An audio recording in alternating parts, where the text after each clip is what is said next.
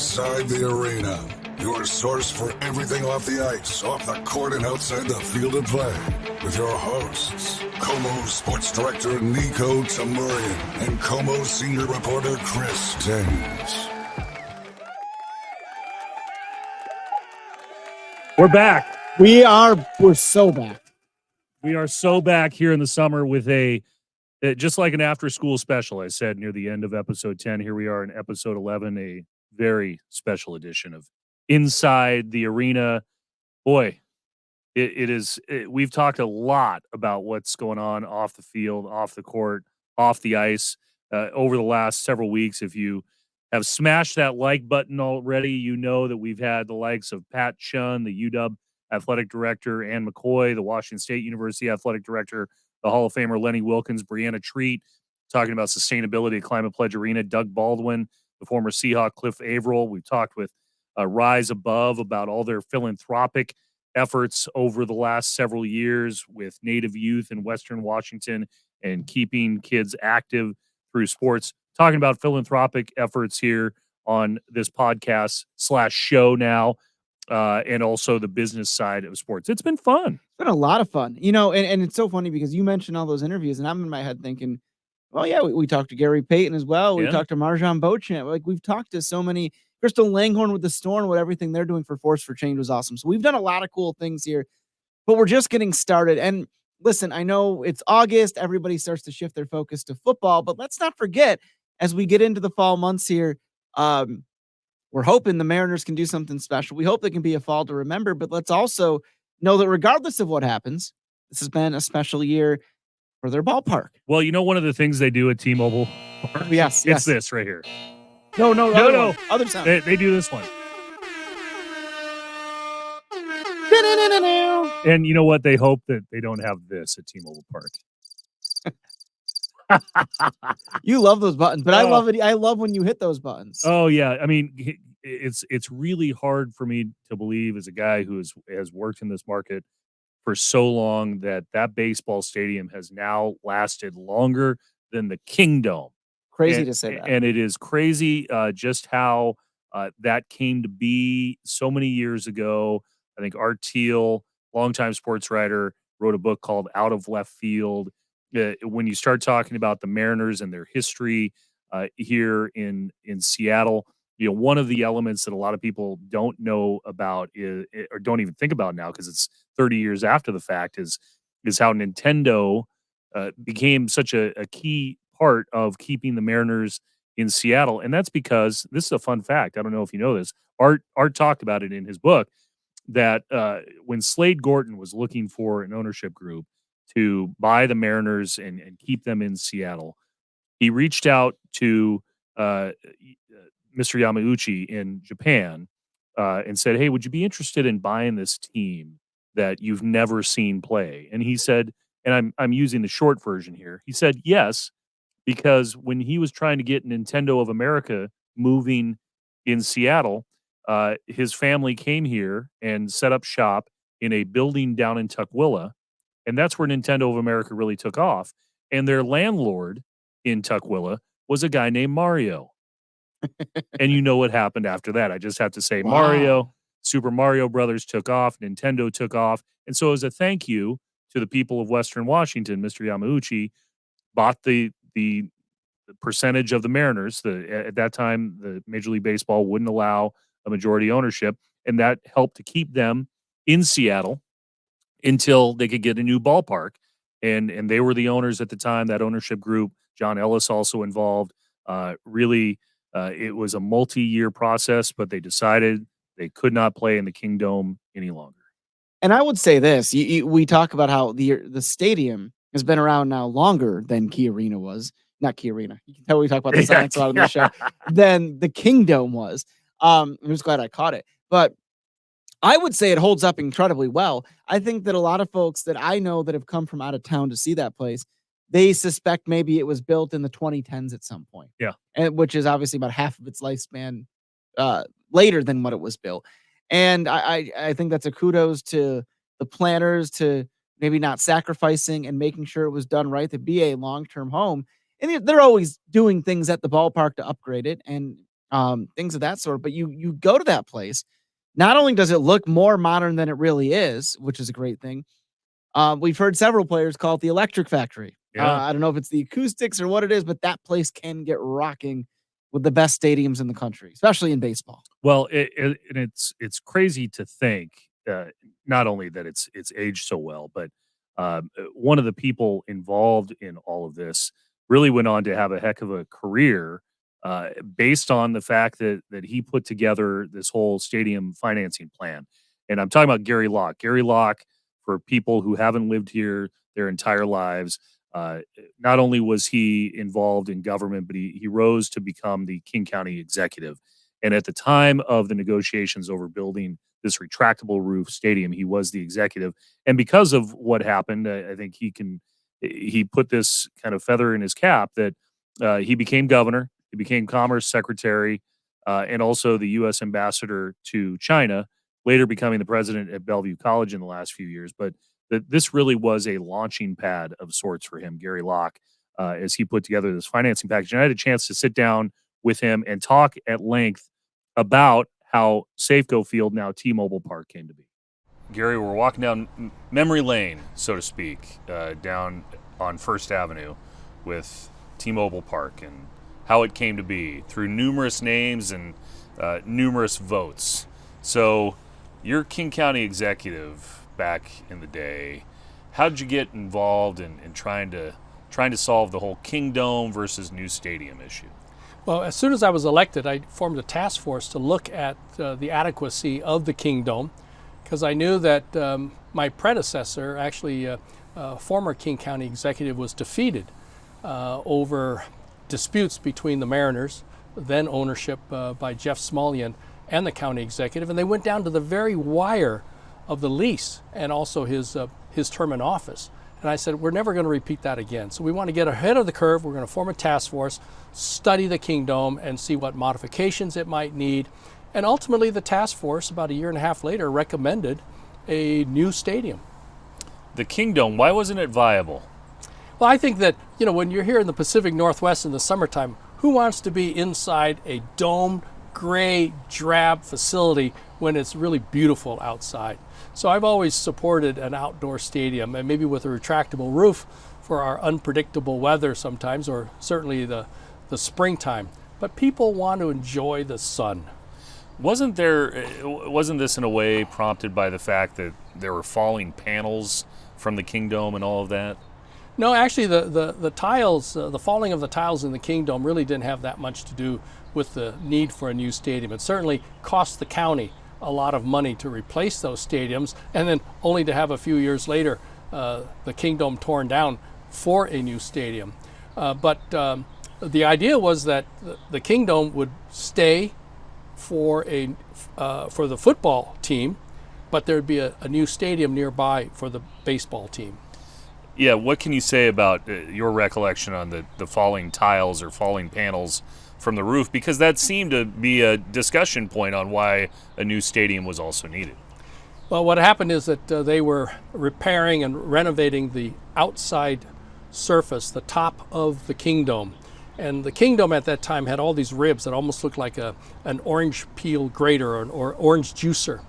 And it's very thin concrete, but on top of it was a plastic membrane. And they were removing that plastic membrane to put on a new membrane, and so they were power washing all the adhesive and all the loose pieces. Concrete is very porous, and so the water was seeping through the concrete and then getting to the inside, to the upper portion of the roof, from the inside, and there were all these acoustical tiles glued up to the bottom of the roof. And so they got waterlogged, and they started sagging, and the Mariners noticed it, so they said, you need to fix it. So we all agreed on a set of expert engineers, and they came in and they said, anytime you see a tile beginning to sag in the section of the roof that you're power washing, just bolt them up from the underside and all the way up through the roof. And so we were following the advice of the experts, but nonetheless, a few tiles fell, tiles that had been previously waterlogged and where the sections of the roof had already been taken care of. So the engineers went up and they said, we can't tell which ones are going to fall and which ones are in good shape. You're going to have to take them all down. My gosh. So that meant canceling the rest of the baseball season and the upcoming football season and all the home shows and auto shows and all the exhibitions in there. So that was quite a very difficult time for the county. And yeah, this was a building owned by the county too. Yep, the Kingdome was owned by the county, paid for by the taxpayers, and hotel, motel, taxes, and a variety of other fees.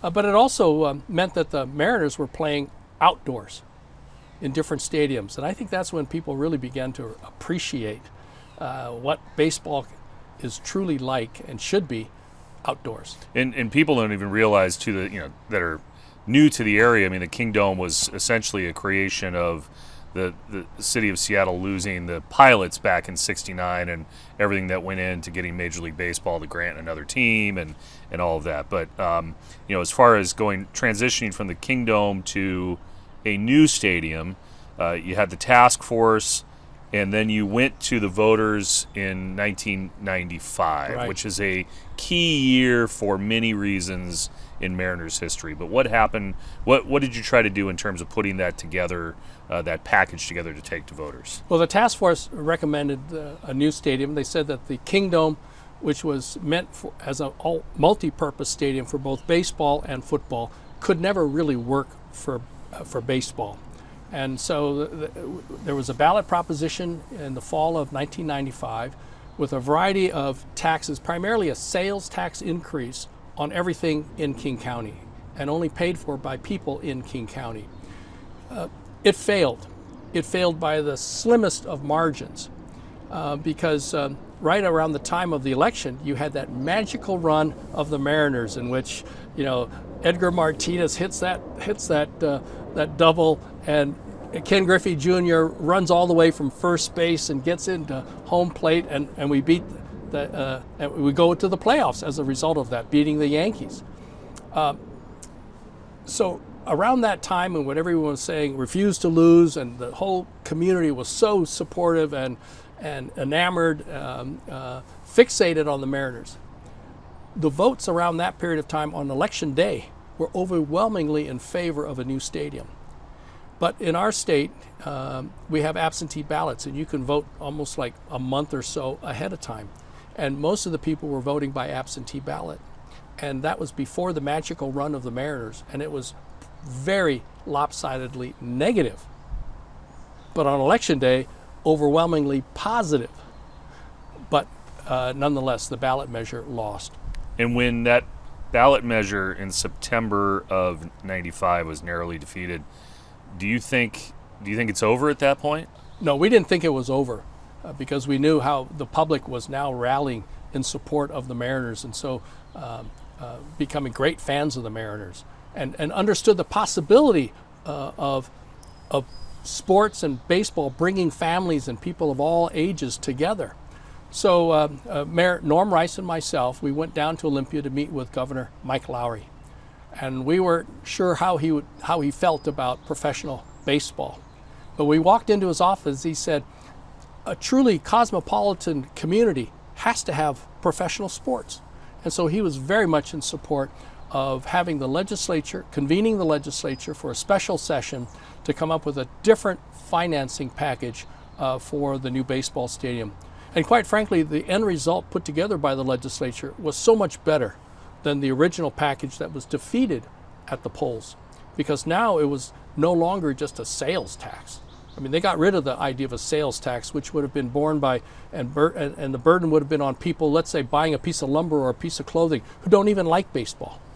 Instead, it was a combination of hotel motel taxes, car rental taxes, admissions taxes, and it really didn't affect the everyday voter or the everyday taxpayer. So it was a much better financing mechanism.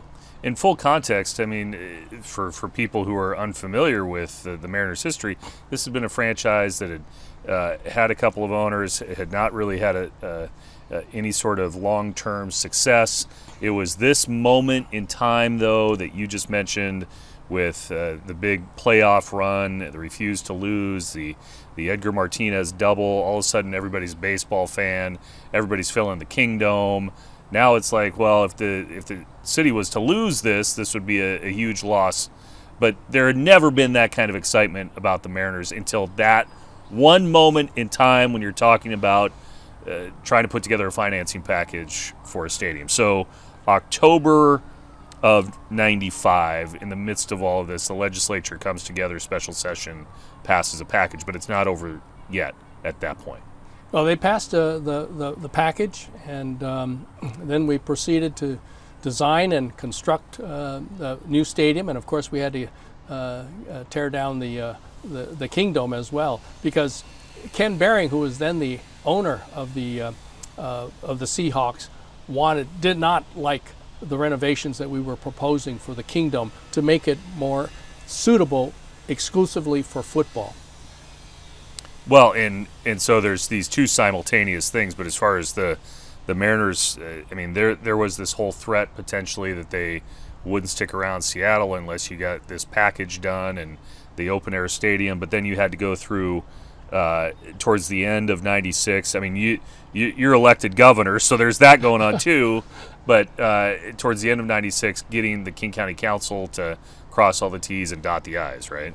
Well, there was a last-minute hiccup in the fall of 96, around November, December, and that's when the Mariners said, well, we might have to move anyway, and because the county council was putting up obstacles to the operations and the financing of the new stadium, even though it had been authorized by the state legislature. The county simply had to enact some of these taxes, which were not going to fall on the general taxpayer, but really borne by tourists and others. And so that's when there was a hiccup, but we were able to get that resolved, and it was smooth sailing after that. I mean, a 3 or 4 year period of time that really is kind of unlike any other in Mariners history and Seattle history. Like you said, you're dealing with Ken Behring and the Kingdom and Paul Allen coming into the picture and that whole stadium too. But when it opened on July 15th of 1999, after all of that, what crossed your mind when you looked at the stadium and realized that it was a real thing? It was just a beautiful sight. That deep green grass, luscious grass, outdoors, perfect weather, people enjoying the sun. You could see grandparents with their grandkids just talking about baseball, enjoying themselves. It was just a glorious moment, and it was a vindication of all the civic and political leaders, of Democrats and Republicans, Eastern, Western Washington, coming together to really put together a beautiful stadium that was going to ensure baseball, Major League Baseball for the community, and not just the Seattle area, but really for the entire region. I mean, you have people coming from all parts of the Pacific Northwest, Montana, Idaho, Canada, Alaska, to watch the Mariners games. And of course, when Ichiro was here, you had so many people from Japan coming here just to watch the games. And it's hosted soccer, it's hosted football, it's hosted hockey, it's hosted WrestleMania, multiple concerts, multiple graduations. So it's held more than just even baseball. Well, initially it did all those things, and it still does many of those things, graduation ceremonies and things like that. But then we also have the new football stadium, yeah. And that's of course where that's a multi-purpose and a football and soccer stadium. And it was, and concerts too. Well, and what's crazy, Taylor Swift, the Swift economy. So it's blown up. The Kingdom was blown up March 26th of 2000. So the T-Mobile Park, what we call T-Mobile Park now, has lasted longer than the Kingdom. 25 years as of July of this month. After 25 years, I mean, and all these political fights was. You know, there's a whole debate over public financing. I mean, was it worth it? Do you think it was worth it? Oh, definitely it was worth it. Most definitely worth it. When you see the stadium being packed with fans, people of all ages, men and women, boys and girls, different political persuasions and walks of life, just enjoying the game and talking with each other. You know, it's a slow enough paced game. unlike, for instance, professional basketball, where you're almost getting your neck sore from watching the movement up and down the court. People can really enjoy the game and just chat and talk about life. And enjoy the sun, because sun is so precious in the Pacific Northwest during the summertime. All right, so that's Gary Locke's version of history there and how the ballpark came to be. And then it's a matter of what the Mariners have done over time to maintain the building. And Niko, you know this, there was another whole issue with the King County Council and the King County Executive, another financing plan to do upgrades in order to keep the team into the 2040s. Right. And they are signed now to do that through 2040. But I had a chance to sit down and talk with Fred Rivera. He's the vice president for the Mariners and general counsel about what they've done over the last few years to try and keep that building state of the art. All right, Fred, the stadium as of this coming Monday, 25 years old. Do you think it looks 25 years old? It does not look 25 years old. This stadium has held the test of time. It was smartly designed and intended to be a 100-year ballpark, and we've maintained it with the partnership we have with the Public Facility District for it to be a 100-year ballpark. We want this to be the Wrigley Field, Fenway Park of the West, and we're really happy with how it looks and how our fans are able to enjoy it. What kind of events has it hosted over the years? T-Mobile Park, previously Safeco Field, has had some amazing events here. Just go back last year to 2023 when we hosted for the second time the Major League Baseball All-Star Game. We also hosted the NHL Winter Classic. We are the first stadium to host both events in the same year. It drew over 300,000 fans to engage in the activities and generated significant revenue for the city of Seattle. We have the historic 2001 Mariner season, 116 wins. We've had some just amazing events here, concerts, Billy Joel, which I was at not long ago, and a number of other great concerts over the years. There's been football, there's been soccer, there's been hockey, there's been WrestleMania. Yes. All here in this ballpark. Number of different events, and I think one thing we're most proud of as well is this is really a community asset. So not only do we have professional sports and concerts, but we host dozens and dozens of graduations every year. This year we hosted high schools and colleges and the Seattle community colleges as well. And really it's wonderful to see these graduates celebrate this important milestone with their family here at T-Mobile Park. It's lasted longer than the Kingdom. It has. It's quite amazing. And again, I think it goes back to it being designed with the intent to be a long-term ballpark. The design of it is really timeless, and it's iconic within the skyline of the city of Seattle.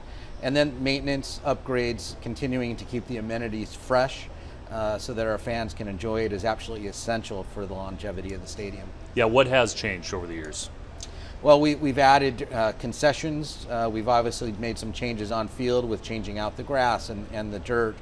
We've also added more areas where our fans can gather. I think about the center field area and our area up in the left field as well. So as the fans have spoken about how they want to gather and watch a game, we've tried to add more spots where fans can get together with their friends, with their family, and enjoy it in a social environment. Hit It Here Cafe, the sign's gone though. Hit It Here Cafe sign is gone. That's been here since the beginning. It's still open. We're always looking for new ways to use various parts of the ballpark, and we'll continue to look for ways to use Hit It Here Cafe in the future. You talked about maintenance. That came up a lot in 2018 with the second go-around. I told you we talked with Gary Locke about the initial financing. There was a lot of discussion in 2018 about what was needed to keep it active, to keep the roof maintained. What has changed since 2018 in terms of maintenance? Prior to 2018, along with the PFD, we commissioned a report that would estimate the maintenance required over a 10-year period to keep T-Mobile Park in first-class condition. And that's the standard we apply and that we're upholding, first-class condition. So we conducted a study, we identified the work that would need to be done over the next 10 years, and we've executed on that work, ranging from roof maintenance to the wheel bearings to seat replacement, and a number of other things that are outlined in the report. We work with the PFD on a regular basis to make sure that the report is being followed. If there are any deviations from the report, we have a transparent conversation. And that's really been the cornerstone of how we've been able to keep this ballpark in such great condition. Yeah, the How is the roof after the additional money came in 2018? I mean, that is not an easy thing to open and close. The roof's in great condition, and largely because of the great work of our maintenance team, and really just the normal maintenance. If you keep the roof or any infrastructure of the stadium or any building in great condition, it's less likely to break down. And because we have a plan in place to just maintain the roof and other elements, it's operating terrific. There was a lot of discussion 25 years ago about a domed versus retractable roof stadium. Having that retractable roof, I mean, one example obviously is the Winter Classic. You aren't necessarily going to have that event with open air stadium, but have there been events that you've been able to have here besides the Winter Classic because of that roof? Yeah, the roof is important. As you mentioned, the Winter Classic. We have rain in Seattle, particularly in the shoulder months of our season, so it's allowed us to continue to play those games, and concerts as well. We've been able to extend the concert season a bit by having the roof. The roof is also important to create certainty for our fans. You know, we have the largest territory of any Major League Baseball team in the league, and because of that, we have fans coming from all over our region, from Montana, from Alaska, from Idaho, and having that certainty that we will play a game and it will not be rained out, I think is a huge advantage for our fans to have an opportunity to see us play here. In the 2018 discussion, where the county provided $180 million, there was also the Mariners pledging $205 million on upgrades. I think the total number, though, is $650 over that 25-year span. So what are some of the other things in the stadium that the Mariners have contributed to in the last few years since 2018? Yeah, there's significant upgrades that the Mariners are paying for. Last year we added the press club, for example. 2 years ago we added the boardwalk on the 300 level with just magnificent views overlooking Puget Sound.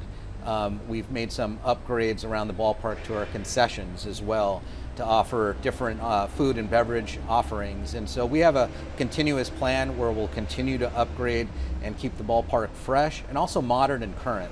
New ballparks are coming online every day. We study those ballparks to see what they're adding and whether or not they should be incorporated to T-Mobile Park. Do you anticipate any design modifications in the next couple of years? I don't anticipate any design modifications. This is a beautiful ballpark. You know, we get kudos from different sources. After the Major League Baseball All-Star Game in particular, just the national response we had to our ballpark was amazing. So we don't anticipate any major design changes. How do you think it stacks up to the Wrigley's and Fenways and others? I'm biased, having lived in Seattle now for almost 30 years. I think T-Mobile Park is one of the best, if not the best, ballparks in Major League Baseball. Its location, so close to the water, the ability to see the game from the 100 level, from the aisleway, from the walkway, is really unique compared to other ballparks. It's clean, it's fresh. It certainly doesn't look 25 years old. It may be a difficult question to ask, but you know, there was all this talk 27, 28, 29 years ago. Well, if Seattle doesn't get a new ballpark, the team's going to leave, go to Tampa Bay, go somewhere else. What do you think would have happened with the Mariners if this stadium wasn't here?